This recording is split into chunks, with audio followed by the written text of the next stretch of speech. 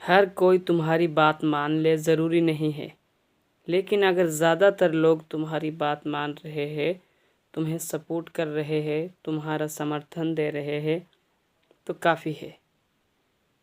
हर कोई तुम्हारी बात का समर्थन करेगा, हर कोई तुम्हारे सपोर्ट में आ जाएगा, ये कभी नहीं होगा।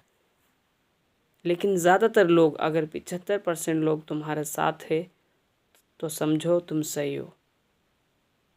और अगर ये चाहते हो कि सारे ही लोग तुम्हारे साथ आ जाए तो सबसे तुम्हारा झगड़ा हो जाएगा। सब तुम्हारे साथ नहीं आएंगे, बल्कि जो आए थे वो भी साथ छोड़ जाएंगे। इसलिए कभी भी इस उम्मीद में नहीं रहना चाहिए कि हर कोई हमारा साथ दे, हर कोई हमारी बात का समर्थन करे, हर कोई हमारे मशवरे की इज़्ज़त करे। ऐसा कभी नहीं होता है।